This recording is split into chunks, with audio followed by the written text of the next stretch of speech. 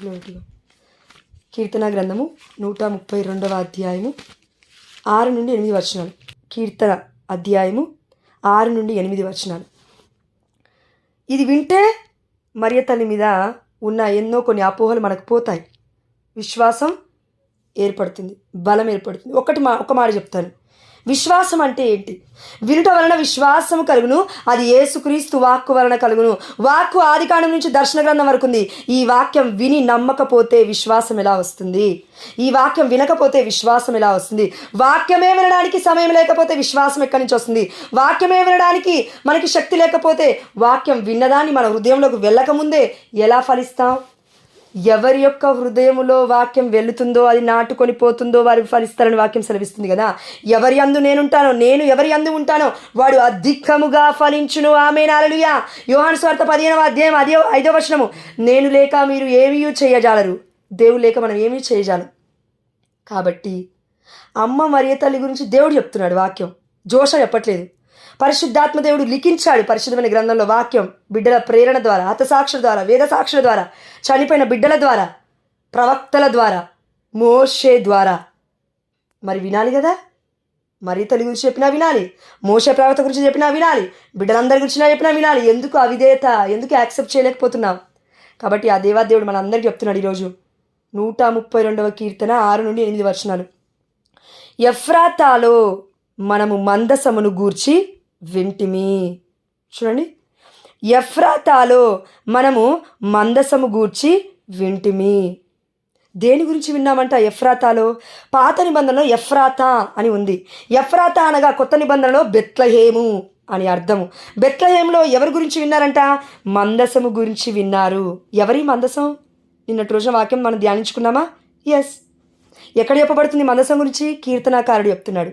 యయారీము పొలములలో దానిని కనుగొంటిమి. యయారీము పొలములలో దానిని కనుగొంటిమి. యయారీము అనగా అండి, మనకి రాజుల దినచర్య మొదటి గ్రంథంలోకి వెళ్ళాలి. రాజుల దినచర్య మొదటి గ్రంథము 13వ అధ్యాయము 6వ వచనం చదువుతాను, వినండి. దావీదు ఇజ్రాయేలీలు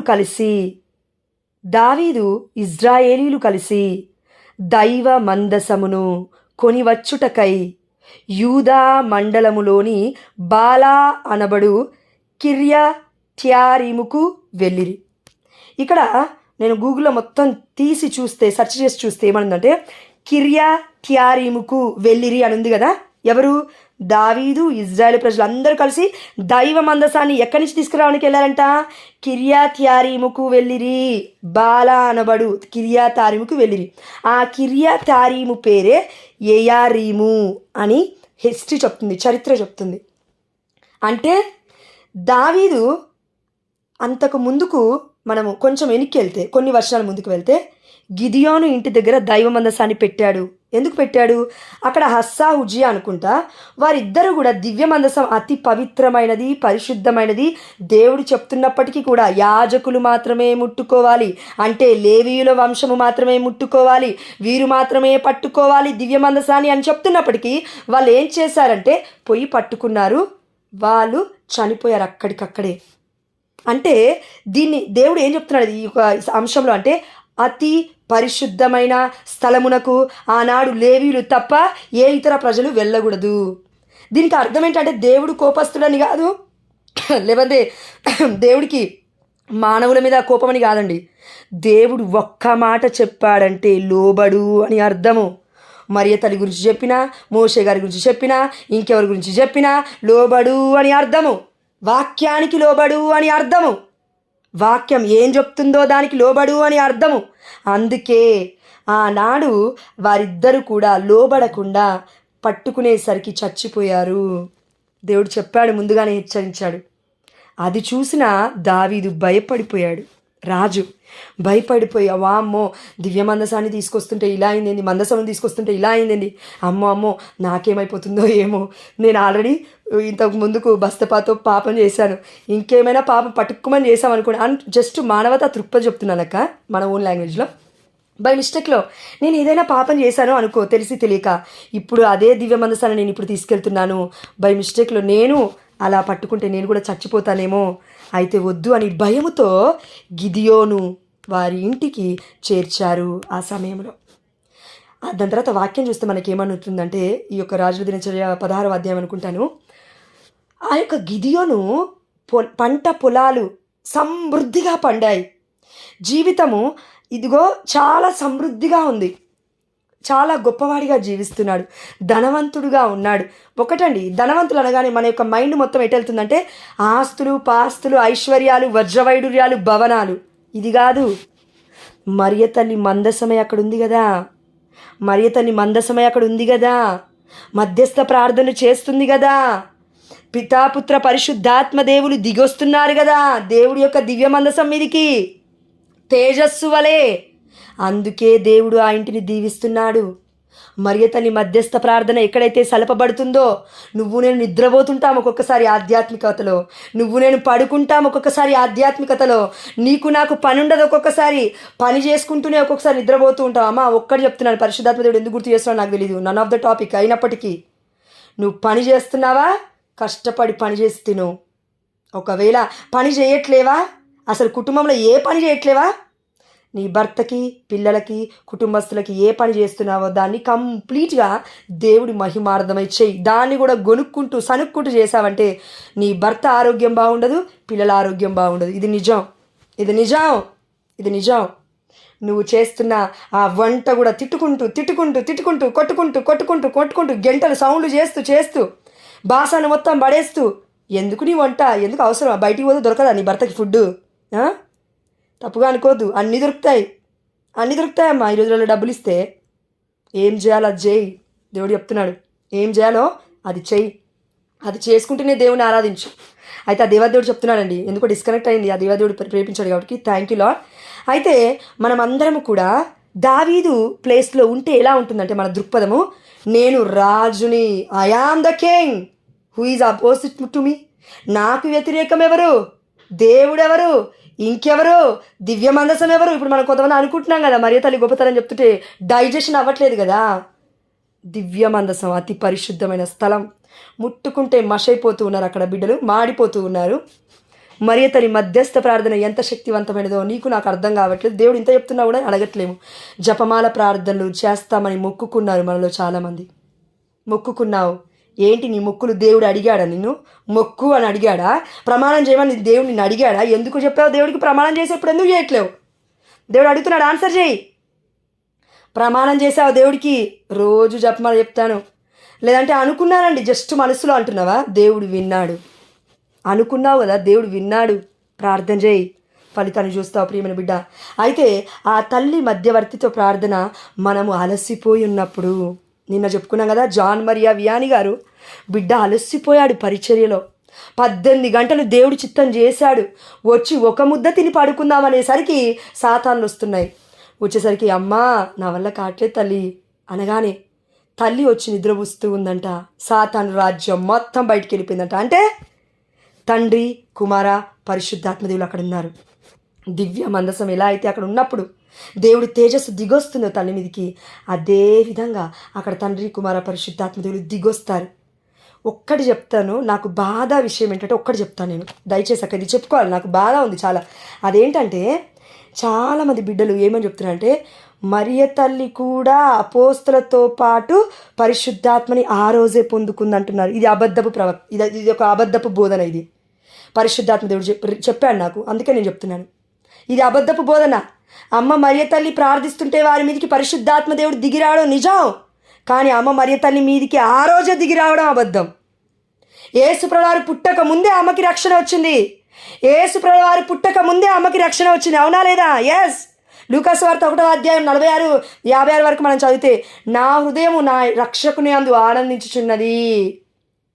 అప్పటికి అమ్మ మరియ తల్లి గర్భంలో యేసుప్రభువారు ఉన్నారు. అప్పటికి యేసుప్రభువారు చనిపోలేదు, 33 ఏళ్ళు అవ్వలేదు, స్లీవలో కొట్టబడలేదు, రక్తము చిందించలేదు. మరి రక్షణ ఎక్కడి నుంచి వచ్చింది? అమ్మ మరియ తల్లికి పరిశుద్ధత నుంచి వచ్చింది, దేవుడి ఎన్నిక నుంచి వచ్చింది. అమ్మ మరియ తల్లికి ఉన్న పరిశుద్ధత గురించి అండి నిజం చెప్తున్నాను, మాట్లాడుకోవడానికి కూడా మనకు అర్హత లేదు. ఆ దేవాది దేవుడి పరిశుద్ధత అర్థం చేసుకోవాలంటే ఇట్స్ బియాండ్ అవర్ థాట్స్, అది నెక్స్ట్ లెవెల్. నేను దాని గురించి మాట్లాడట్లేను. ఆ దేవాది దేవుడి యొక్క తల్లి మర్మాలు ఆ దేవాది దేవుడు చెప్పాడు కాబట్టి నేను చెప్తున్నాను. అమ్మ మరియతల్లి మధ్యస్థ ప్రార్థన అడగకపోవడానికి కారణము అమ్మ మరియతల్ని ఒక మనిషిలాగానే చూస్తున్నాం ఇప్పటికిప్పటికీ. దేవాదేవుడు ఒక్క మాట అన్నాడు పరిశుద్ధమైన గ్రంథంలో, అన్నాడా లేదా? ఏమన్నాడు?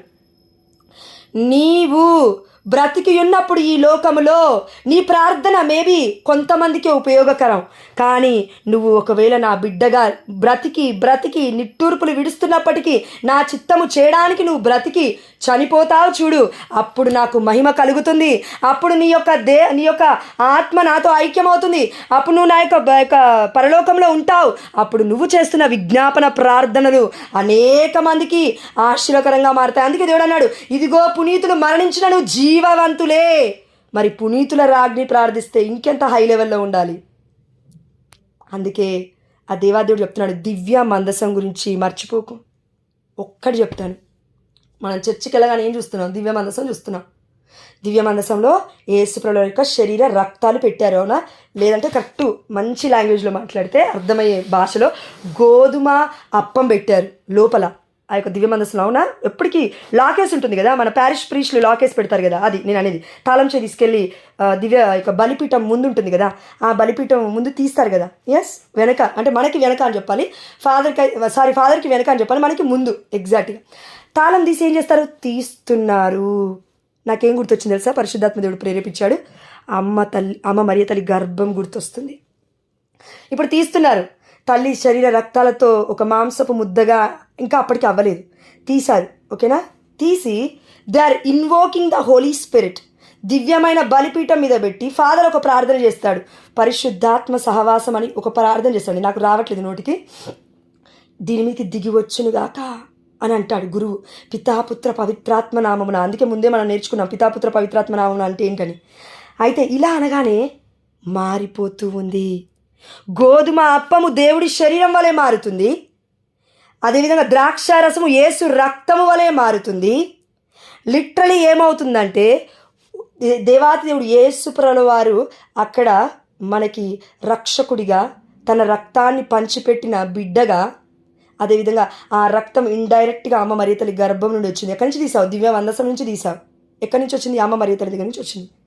అంటే నేను ఏం చెప్తున్నా అంటే పరిశుద్ధత గురించి మాట్లాడుతున్నాను అండి, అర్థం చేసుకోవాలి వాక్యం. ఒకవేళ మనకే పరిశుద్ధత లేదు అనుకుందాం, మనకి లేదేంది లేదు, అసలు లేదు, ఉండదు కూడా మ్యాక్సిమం. ఎందుకంటే ఆదాము ఏవ దగ్గర నుంచి వచ్చి ఉన్నాము, అదేవిధంగా తల్లిదండ్రులు ఎంతో కొంత పాపం ఉండి ఉంటుంది, అవునా? ఎస్, ఉంటుంది. కాబట్టి ఆ దేవాదేవుడు నిన్నటి రోజున ఏమని మాట్లాడాడు? నేను నీ తల్లి మాతృగర్భమున రూపొందక మునిపే నేను నిన్ను ఎన్నుకొని ఉంటుంది, పవిత్ర పరిచితిని అన్నాడు. కానీ ఎప్పుడవుతుంది అది? జ్ఞానస్నానం మనం తీసుకున్నప్పుడు అవుతుంది. అది క్రియారూపకములో నువ్వు ఎప్పుడైతే హోలీ సాక్రమెంట్ దివ్య సంస్కరణ నువ్వు తీసుకుంటున్నావో కథోలిక శ్రీ సభలో, అప్పుడు అది జరుగుతుంది. చిన్న పిల్లాడిగా ఉన్నప్పుడే యేసు ప్రభువారు అక్కడ దివ్య బలిపీఠం దగ్గర ఎవరు? దివ్యమైన గొర్రె పిల్ల. గొర్రె అని వాక్యం చెప్పట్లేదండి. గొర్రె పిల్ల విందుకు వివాహానికి పిలువబడిన మీరందరూ ధన్యులు. అమ్మ మరియ తల్లి గర్భం నుంచి వచ్చింది ఎవరు? గొర్రె పిల్ల. రక్తాన్ని మాంసాన్ని ముద్దగా తీసి ఇచ్చింది. ఇప్పుడు మనందరం తింటున్నాం, మనలోకి వస్తున్నాడు. ఇండైరెక్ట్గా we are the children's of Mother Mary. మనం ఇండైరెక్ట్గా అంటే అండి అర్థమయ్యే రీతిలో, అంటే ఇప్పుడు డైరెక్ట్ కనెక్షన్ లేదు కానివ్వండి, అమ్మ మరియ తల్లి గర్భం నుండి మనం రాలే, అంత అదృష్టం మనకి లేదు, అంత కృప మనకి లేదు, అంత దైవత్వం మనకి ఇవ్వలేదు ఆ దేవాదేవుడు. కానీ ఆ దేవాదేవుని స్వీకరించడం ద్వారా విశ్వాసముతో అమ్మ మరియ తల్లి బిడ్డల వలె మనం మారిపోతున్నాం ఆధ్యాత్మికముగా. ఈవెన్ కరెక్ట్గా మాట్లాడితే ఒకరి వ్యక్తి యొక్క రక్తం పంచుకొని పుడితేనే నిన్ను బిడ్డ అంటారు, కొడుకు అంటారు, లేదంటే బంధువు అంటారు, లేదంటే ఇంకేదన్నా అంటారు. మరి అలాంటిది దేవుడి రక్తము, మరియ తల్లి రక్తము రోజు తీసుకుంటున్నావు కదా నీలోకి నాలోకి, మరి ఎందుకు రక్త సంబంధికులుగా మనం ఉండలేకపోతున్నాం? అందుకే ఆ దేవాతి దేవుడు అన్నాడు కదండి, ఎక్కడో వాక్యంలో ఉంది కదండి, అక్కడ ఎక్కడ ఉంటుందంటే అమ్మ మరియ తల్లి వచ్చింది, శిష్యులు వచ్చారు.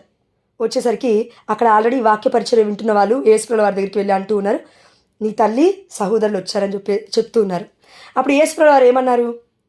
నా తల్లి ఎవరు, నా సహోదరులు ఎవరు? వాక్యాన్ని విని ఆచరించువారే నా తల్లి నా తండ్రి. కరెక్ట్గా చెప్పాలంటే దేవుడి చిత్తముని చేయువారే నా తల్లి నా సహోదరుడు. యేసుప్రభువు వారికి ఇక్కడ ఏజ్ ఎంత? 30 ఏళ్ళు పైబడి ఉన్నారు. అమ్మ మరియ తల్లి రావడం చూసి ఒకటే అన్నాడు యేసుప్రభువు వారు, ఎవరైతే దేవుడి చిత్తము చేస్తారో వారే నా తల్లి నా సహోదరులు అని. అమ్మ మరియ తల్లి యేసుప్రభువారు 30 ఏళ్ళు ఉన్నప్పుడు మాట్లాడుతుంటే ఆ అమ్మ మరియ తల్లి ఎప్పుడు చేసిందంటే, ఈ బిడ్డ యేసుప్రభువారు దేవుడు పుట్టక ముందే చిత్తము చేసిందా లేదా? చేసింది. మరి ఇప్పుడు ఆధ్యాత్మికంగా ఆ దేవాది దేవుడు చిత్తం చేసిన మరియ తల్లి యావే ప్రభుకి ముద్దు బిడ్డ కాకపోతే ఇంకేమవుతుంది? దివ్య మందసమే కదిలొస్తుంది అని మనం పాత నిబంధనలో చూస్తూ ఉన్నాము.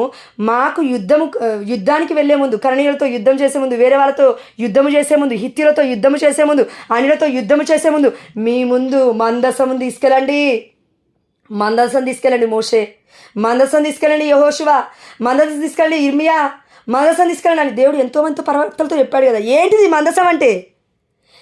తండ్రి కుమార పరిశుద్ధాత్మ దేవుడు ఎక్కడికి దిగొస్తున్నామంటున్నారంటే అమ్మ మరియ తల్లి మధ్యస్థ ప్రార్థనలోకి దిగొస్తున్నారు. తల్లి అడిగితే అక్కడ జరుగుతుంది, అంతే. ఇంకా అందుకే యేసుప్రభువారు కానాపల్లి విందులో అడగగానే ఎందుకు చేశారు? అమ్మా ఇది నా సమయం కాదన్నాడు, కానీ దేవుడి సమయం అది. అంటే మరియ తల్లి ఆ దేవాతి దేవుడు యెహోవా తండ్రికి ముద్దు బిడ్డగా, యేసుప్రభువారికి తల్లిగా, పరిశుద్ధాత్మ దేవుడికి ప్రియురాలిగా కన్నతల్లి అనే కథోలిక శ్రీ సభ ఇది ప్రకటిస్తూ ఉంది. కాబట్టి మనందరికీ ఒక్కటే అర్థం అవ్వాలి, దేవుడు ఎన్నుకొని పవిత్రాత్మ దేవుడు దిగొచ్చి గర్భము దాల్చడం ఏంటి? అసలు ఇది ఎట్లా అవుతుంది? ఎట్లా అవుతుందండి? ఇది ఎట్లా అవుతుంది? అసలు ఆలోచించండి. అసలు అవుతుందా? రియలిస్టిక్గా ఆలోచిద్దాం. ఇన్ని రోజులు వాక్య ప్రకారం వెళ్ళాం కదా, ఇప్పుడు రియలిస్టిక్గా ఆలోచిద్దాం. మనకున్న జ్ఞానం దేవుడు ఎంతో కొంత ఇచ్చాడు కదా మానవుడికి. అది కూడా దేవుడు ఇచ్చింది యాక్చువల్ చెప్పాలంటే, ఈ లోక జ్ఞానం కూడా. అయితే ఇప్పుడు మరియ తల్లి గర్భం దాల్చింది. ఎలా దాల్చింది? నువ్వు అంటున్నావు అయ్యో నా భర్తకి కౌంట్ లేదు, లేదంటే నువ్వు అంటున్నావు నా భార్య కరెక్ట్గా లేదు. మరి గర్భం ఎలా ధరించింది మరియ తల్లి? అబ్రహాము సారాలు గర్భం ఎలా ధరించారు? అన్నమ్మ జ్వాకిములు గర్భం ఎలా ధరించారు? చెప్పు, ఆన్సర్ చెప్పు. నీ నోటి నుంచి దేవుడు కోరుకుంటున్నాడు. అద్భుతమైన పరిశుద్ధాత్మ శక్తి, దేవుడి వాక్యం. అందుకే అమ్మ మరియ తల్లి దాసురాలు అయిందంటే దానికి అర్థం తండ్రికి పరిశుద్ధాత్మ దేవుడికి ప్రియురాలిగా ఆ దేవాతి దేవుడే అమ్మ మరియ తల్లి పరిశుద్ధతకి ముగ్ధుడైపోయాడు. ఒక్క మాట చెప్తానక్క, యాక్సెప్ట్ చేయాల్సిందే మీరు. ఏంటంటే ఎంతో కొంత పాప జీవితంలో బ్రతుకుతూ వాక్యాన్ని రోజు చదివితేనే దేవుడు ఉపయోగించుకుంటున్నాడు కదా. మరి పాపమే అంటకుండా పుడితే, పాపమే సోకకుండా వాక్యాన్ని ధ్యానిస్తూ జీవిస్తే, పాటిస్తే ఇంకెలా ఉంటుంది జీవితం? అసలు మాటలు కూడా లేవు, మాట్లాడుకోవడాలు కూడా లేవు. మరి తల్లి గురించి మాట్లాడుకో అర్హత కూడా లేదు. దేవుడి వరకు ఓకు అమ్మా, నేను అసలు ఇంకా దేవుడిని తీసుకురాలి మధ్యలోకి. నువ్వు కరెక్ట్గా విను వాక్యం. దేవుడు నెక్స్ట్ లెవెల్లో ఉన్నాడు. అమ్మ మరియ తల్లి దేవుడికి కింది లెవెల్లో ఉంది. అక్కడి వరకే ఆగు, వాక్యాన్ని ఇంకొకలాగా బోధించకు వేరేటోళ్ళకి. కాబట్టి ఇక్కడ మనం 132వ కీర్తన నుంచి రాజుల దినచర్య గ్రంథం 1వ గ్రంథం వరకు వెళ్ళామండి, అవునా? ఎస్. ఇప్పుడు 7వ వచనంకి దగ్గరికి వస్తున్నాను. 132వ కీర్తన 7వ వచనం. ప్రభు మందిరమునకు పోయి ఆయన పాదపీఠము నొద్ద ఆయనను పూజింతుమనుకొంటిమి. ప్రభు మందిరములో ఎవరుండాలంట? 6వ వచనంలో మాట్లాడారు, మందస్సం ఉంటూ ఉంది. అది ఎక్కడి నుంచి తీసుకొచ్చారంట? యెయారీము అనే యొక్క పొలములో దాన్ని కనుగొన్నారు. అక్కడి నుంచి దావీదు ఎక్కడికి తీసుకొస్తున్నారంటే యెరూషలేముకి తీసుకొస్తూ ఉన్నారు, షియోనుకి తీసుకొస్తూ ఉన్నారు. అక్కడ ప్రభు మందిరమునకు పోయి ఆయన పాదపీఠము నొద్ద ఆయనను పూజింతుమనుకొంటిమి. మక్కబీలు 2వ గ్రంథం 2వ అధ్యాయము 4వ వచనం చదువుతాను చూడండి. అక్కడ ఏం మాట్లాడుకున్నాం మనం? 132వ కీర్తన 7వ వచనంలో దేవుడి పీఠం ఒకటి, ప్రభు మందిరం ఈ 2, పైన వచనంలో మందస్సం ఈ 3. అవునా? దేవుడి పీఠం ఉంది, మందిరం ఉంది. కరెక్ట్గా మళ్ళీ మీరు ఒకసారి అనలైజ్ చేసుకోండి, మళ్ళీ ఒకసారి మనసులో అనుకోండి. దేవుడి పీఠం ఉంది, మందిరం ఉంది. ఓకే, మందిరం నుంచి వస్తాను. మందిరం ఉంది, ఓకే, దేవుడి దేవాలయం. పీఠం ఉంది అంటే దివ్య బలి పీఠం ఉంది. దాని తర్వాత మందసం ఉంది. ఈ 3 ఉన్నాయి, అవునా? ఎస్, దేవుడి దేవాలయంలో ఉండాలి ఇవి. ఎస్. మక్కబీల 2వ గ్రంథము 2వ అధ్యాయం 4వ వచనం. పూర్వము మోషే కొండ ఎక్కి ప్రభువు తన ప్రజలకీయనున్న భూమిని పరిశీలించెను కదా. పిస్కా కొండ, దానికి ఇంకొక పేరు కూడా ఉంది, నాకు తెలీదు. ఇర్మియా కూడా, చూడండి, ఇర్మియా కూడా ఈ కొండ మీదికి వెళ్ళెను. అట్లు వెళ్ళినప్పుడు అతడు, ఇది ముఖ్యం, అట్లు వెళ్ళినప్పుడు కొండ మీదికి ఇర్మియా వెళ్ళినప్పుడు అతడు దైవ ప్రేరేపితుడై దైవ ప్రేరితుడై అని ఉంది ఇక్కడ. యాక్చువల్లీ అయితే కరెక్ట్ సెంటెన్స్ అయితే దైవ ప్రేరేరితుడై అని ఉంటుందండి. నేను ఇంకొక దాంట్లో కూడా చూశాను. దైవ ప్రేరేరితుడై గుడారమును మందసమును తన వెంట రమ్మని ఆజ్ఞాపించెను. గుడారము అనగా ఎక్కడైతే మందసాన్ని భద్రపరిచారో ఆ గుడారంలో దాచిపెట్టారు కదా మందసాన్ని, ఎంటైర్ అది తీసుకెళ్తూ ఉన్నాడు. అంటే ఇప్పుడు గుడారం ఉంది అంటే మందిరం ఉంది, అదేవిధంగా ఇంకొకటి ఏముంది, మందసం ఉంది. అవునా? ఎస్, రెండు కవర్ అయ్యాయి. ఇక్కడ బలిపీఠం మిస్ అయింది. అవునా? ఎస్, కిందికి రండి అట్నే వాక్యం దగ్గరికి. ఆ కొండ మీద ఇర్మియాకు పెద్ద గుహ ఒకటి కనిపింపగా అతడు గుడారమును మందసమును సాంబ్రాణి పొగవేయు పీఠమును, మూడున్న విషయాలు ఇక్కడ. పీఠమును, ఆనాడు పీఠం అంటే అండి చారిత్రక విషయాలు చూస్తే దివ్య మందసమేమో లోపల అతి పరిశుద్ధ స్థలంలో ఉండేది. అయితే అందరూ ప్రజలు వచ్చి ధూపం వేయాలి కదా, ఇక సాంబ్రాణి పొగ వేయాలి. ఎవరు వేయాలి? యాజకులు మాత్రమే వేయాలి. ప్రధాన యాజకుడు అతి పరిశుద్ధ స్థలంలోకి వెళ్తాడు. కేవలం యాజకులు అంటే లేవీలు అనే వాళ్ళు మాత్రం బయట ఉండి గుడారం లోపలే ఉంటుంది ఆ యొక్క పీఠం అనేది కూడా, ఆ యొక్క సాంబ్రాణి పీఠం అనేది కూడా. అక్కడికి వెళ్ళి ధూపం వేస్తూ ఉంటారు, సాంబ్రాణి వేస్తూ ఉంటారు. దేవుడికి ప్రార్థనలు చేరుతున్నాయి అని అర్థము. దర్శన గ్రంథంలో ఇది ఉంది. అయితే ఇక్కడ ఏం జరిగిందంటే 3 విషయాన్ని కవర్ చేస్తున్నాడు దేవాదేవుడు. గుడారం ఒకటి, 5వ వచనంలో మందసం ఒకటి, సాంబ్రాణి పొగవేయు పీఠం ఒకటి. ఈ 3 విషయాలు ఇప్పుడు మనం ఎక్కడ చూసాము? 132వ కీర్తనలో 6 నుండి 7 వర్షాలు మనం ధ్యానించాం. ఆ 3 కూడా ఒక దేవాలయములో నెరవేరుతాయి, వర్గాలలో నెరవేరవు.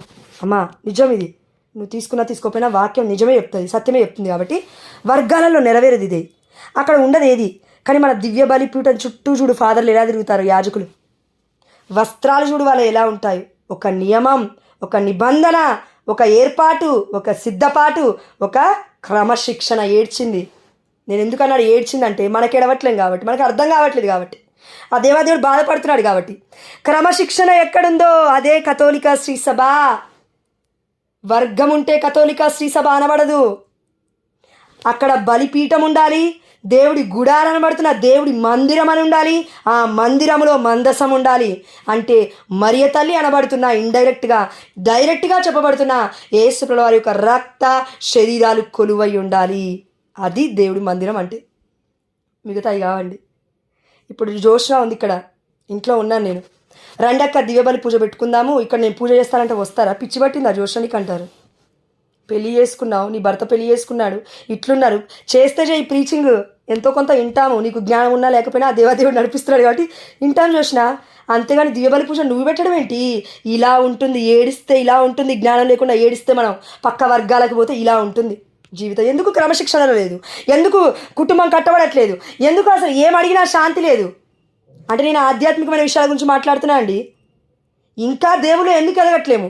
చేయాల్సిన పని పర్ఫెక్ట్గా చేస్తే, చేయాల్సిన పరిపూర్ణమైన జ్ఞానం కలిగిన ఆ దేవాదేవుడు మనకిచ్చిన కన్నతలైన కథోలిక శ్రీసభను, దివ్య మందసాన్ని మనం పట్టుకుంటే, దేవుడి మందిరాన్ని మనం పట్టుకుంటే, దివ్యమైన బలిపీఠాన్ని మనం పట్టుకుంటే ఎందుకు మారవమ్మ బ్రతుకులు? బలిపీఠం అంటే టేబుల్ వేసుకుంటే బలిపీఠం అయిపోదు. క్రమశిక్షణ ఉండాలి అక్కడ, కొలతలు ఉండాలి అక్కడ, దేవుడు చెప్పిన యాజక వస్త్రాలు ఉండాలి అక్కడ. యాజక వస్త్రం ముట్టుకుంటే, యేసుప్రభుల వారి యొక్క వస్త్రం ముట్టుకుంటే ఏం జరిగిందంట? ఒక స్త్రీకి 12 సంవత్సరాల నుండి రక్తస్రావ రోగితో బాధపడుతున్న ఆ బిడ్డ దేవుడి యొక్క వస్త్రమును పట్టుకోగానే స్వస్థత శక్తి రూపంలో జరిగింది. ఆమె నడుయ మనకు కూడా జరుగునుగాక అంతరంగములో. ఆమేన్. అందుకే యాజకుల వస్త్రము. ఒక్క సాక్ష్యం చెప్తాను, పరిశుద్ధాత్మ దేవుడు గుర్తు చేస్తున్నాడు. అక్క ఏం చేసిందంటే ఒకరోజు కాదండి, రోజు వెళ్ళి యాజకులు వస్త్రాలు ఇప్పేస్తుంటారు కదా, అక్కడికి వెళ్ళి పట్టుకునేదంట. విప్పకముందే వెళ్ళి వెనక నుంచే వెళ్ళి ఆ యొక్క యాజకుడి వస్త్రం, జూలియస్ ఫాదర్ గారు యాజకులు ఎవరో కాదు, జమ్మాపురంలో వెళ్ళి వస్త్రం పట్టుకునేదంట. విశ్వాసం సరిపోలేదు, స్వస్థత అవ్వట్లేదు, బ్లీడింగ్ హెవీగా అవుతుంది, లేదంటే 3-4 నెలలకు ఒకసారి అవుతుంది. గర్భాశయంలో ఒక నొప్పి, ఆపరేషన్ చేయాలన్నారు డాక్టర్లు. ఇంకో 2-3 నెలలు చూస్తే మేము చేస్తామన్నారు. అయితే ఇంకా గర్భాశయం తీసేయాలన్నారు. అయితే వామ్మో ఇది నా వల్ల ఏమవుతుంది, నేను బిడ్డల్ని కన్నాను, నా బిడ్డలు పోషించుకోవాలి, నేను మిషన్ కుట్టుకోవాలి, గర్భాశయం తీసేస్తే చాలా నడుము నొప్పి వస్తుందంట. వామ్మో లేదు తండ్రి అని ఒకరోజు విశ్వాసం సరిపోలేదని ఆగలేదు. దాదాపు 2 నెలల నుండి 3 నెలలు పట్టుకుంటూనే ఉందంట వస్త్రాన్ని. వెళ్ళి ఎవరో చూస్తారని అనుకునే ఉందేమో, వెళ్ళి కనబడకుండా భయంతో పట్టుకుంటుందంట. మా అక్క చెప్పిందండి, ఉన్న నిజమే నేను చెప్తున్నాను. బిడ్డ బిడ్డ బిడ్డ బిడ్డ యొక్క బాధను చూసిన దేవుడు, విశ్వాసమేమో కానీ బాధను చూసిన దేవుడు, అవును ఇది విశ్వాసమే అనాలండి ఎగ్జాక్ట్ చెప్తే. ఎందుకంటే బైబిల్లో ఒక దగ్గర ఉంది, నేను చేస్తే ఎందుకు నాకు స్వస్థత అవ్వదు. బైబిల్లో ఎంతోమందికి బిడ్డలు పుట్టారు, ఎందుకు నేను చేస్తే ఎందుకు పుట్టారు. బైబిల్లో ఎంతోమంది అడిగారు, అడిగితే ఎంతో గొప్ప కార్యాలు జరిగాయి, నేను అడిగితే ఎందుకు జరగదు. ఈ యొక్క ప్రశ్న మనకి సమాధానం ఇస్తుంది. ప్రశ్న లేకపోతే ఎప్పటికీ ఆ ప్రశ్న రాదు, సమాధానం కూడా దేవుడు ఇవ్వడు. ప్రశ్న దేవుడే ఇస్తాడు, ఒక్కొక్కసారి పరిశుద్ధాత్మ దేవుడు, ఆన్సర్ కూడా దేవుడే ఇస్తాడు. ఇలా ప్రార్థించి అంటాడు, బట్ మనం వినాం కదా. అందుకే ముట్టుకొని 2 నెలల తర్వాత ఒక మాట చెప్పింది, అక్క నాకు స్వస్థత అయిందమ్మా, ఆమేన్, హల్లెలూయా. దేవాతి దేవా నీకే సమస్త ఘనత మహిమ ప్రభావమును చెల్లిస్తున్నాను నా తండ్రి. ఈ యొక్క రక్తస్రావంతో ఎంతమంది బిడ్డలు బాధపడుతున్నారు, అంతమంది బిడ్డలు నీకు సమర్పిస్తున్నాను ఈ సమయంలో. అయా బిడ్డలు ఒక్కసారి చూడు నా తండ్రి, ఒక్కసారి చూడు నా తండ్రి. అయ్యా ఇదిగో తను నీకు సమర్పిస్తున్నాను. 12 సంవత్సరాల నుండి రక్తస్రావ రోగంతో బాధపడుతున్న స్త్రీ, నీ నుండి పొందుకున్న శక్తి, నీ నుండి వచ్చిన వెలువడిన ఆ శక్తి యేసు నామములో బిడ్డలందరి పైన ప్రసరించునుగాక నా తండ్రి, ఆమేన్, హల్లెలూయా. నందిత పైన ప్రసరించునుగాక నా తండ్రి, amen, hallelujah. In the mighty name of Jesus I am claiming this promise right now Lord to fulfill O Lord. I am binding and casting out that Satan under your feet O Lord, amen, hallelujah. And let be there Satan until the second coming of our Lord Jesus Christ, ఆమేన్. కాబట్టి ఆ దేవాతి దేవుడు మనకు కూడా స్వస్థతలను ఇస్తాడు. అడుగు అడుగు అడుగు అడుగు అన్నాడు దేవుడు, అన్నాడు మత్తయి 7:7లో, తట్టు తెరవబడుతుంది, వెతుకు దొరుకుతుంది, అడుగు ఇవ్వబడుతుంది. అడగకుండా అలసిపోయి 2వ రోజు వెళ్ళిపోతాం, అడగకుండా అలసిపోయి 4వ రోజు వెళ్ళిపోతాం, అడగకుండా అలసిపోయి సంవత్సరానికి వెళ్ళిపోతాం. దేవుడు ఏం చెప్తున్నాడు నీతో? పరిశుద్ధాత్మని పొందుకో, అదే స్వస్థత. పరిశుద్ధాత్మని పొందుకున్నాం కదా. జ్ఞానస్నానంలో అంటున్నావా? యోహాను గారు అన్నారు, నేను మీకు నీటితో జ్ఞానస్నానం ఇస్తున్నాను, కానీ నా తర్వాత రానున్నవాడు అగ్నితోను పవిత్రాత్మతోను జ్ఞానస్నానం ఇస్తాడు, నాకంటే అధికుడు. యోహాను గారు అద్భుతాలు ఎక్కువగా అంటే జ్ఞానస్నానం ఇస్తూ పాపాలను ఒప్పుకోమని చెప్పారండి అక్కడ. కరెక్ట్గా చెప్తే మనం కూడా ఈ సాక్రమెంట్స్ ఫాలో అవుతున్నాం, ఈ యొక్క దివ్య సంస్కరణ ఫాలో అవుతున్నాం. కథోలిక శ్రీ సభలో 7 దివ్య సంస్కరణలు ఉన్నాయి. మన యొక్క పండితులు, మన యొక్క చర్చ్ పెద్దలు ఊరికే పెట్టలేదు వాటిని. రివలేషన్, దర్శన భాగ్యం వాళ్ళకి దేవుడు ఇచ్చాడు. వీటి ద్వారా గ్రేసెస్ మనం పొందుకుంటున్నాము, కృపా వరాలను మనం పొందుకుంటున్నాము. కాబట్టి ప్రియమైన దేవుడు బిడ్డలారా, దేవుడి యొక్క దైవ ప్రేరేపితుడైన ఇర్మియా ఏం చేస్తున్నాడంటే గుడారమును, ఆ యొక్క మందసాన్ని, బలిపీఠాన్ని అన్నిటిని తీసుకెళ్ళి ఆ గుహలో భద్రపరిచి దాని ద్వారమును మూసివేసెను. ఇది నోట్ చేసుకోవాలి వాక్యం. ఇక్కడ దేవుడు ఏమంటున్నాడంటే ఆ గుడారముని, మందసాని, సాంబ్రాణి పొగ వేసి పీఠముని ఆ గృహలో భద్రపరచింది ఎవరు ఆనాడు? ఇర్మియా. ఇర్మియా ఎలా ఉన్నాడు ఆనాడు? దైవ ప్రేరణ చేత నడిపింపబడ్డాడు. ఆ సమయంలో ఇగో దైవ ప్రేరేపితుడైన ఈ యొక్క ఇర్మియా గారు ఏమన్నారు తెలుసా అండి? 4వ వర్షంలో గుడారము దగ్గరికి వెళ్ళి, మందసము దగ్గరికి వెళ్ళి తన వెంట రమ్మని ఆజ్ఞాపించను. వాక్యం ఉంది, చదవండి అక్కడ. తన వెంట రమ్మని ఆజ్ఞాపించను. దేవుడు తప్ప ఈ ప్రపంచంలో ఆజ్ఞాపించిన వ్యక్తి ఎవరు లేరు. కానీ మందసాన్ని, గుడారాన్ని ఆజ్ఞాపించడానికి ఇర్మియా ఎవరు? ప్రవక్త. దేవుడు గొప్పవాడు తెలుసా అండి. మోషేతో ముచ్చటించిన దేవుడు, ఇర్మియాతో మాట్లాడుతున్న దేవుడు. మోషే ప్రార్థిస్తే ఎందుకు విన్నాడు? అయ్యా నీ ఆజ్ఞకి నేను లోబడుతున్నాను, నా బిడ్డల్ని కాపాడు. ఇర్మియా ఏం చేస్తున్నాడు ఇక్కడ?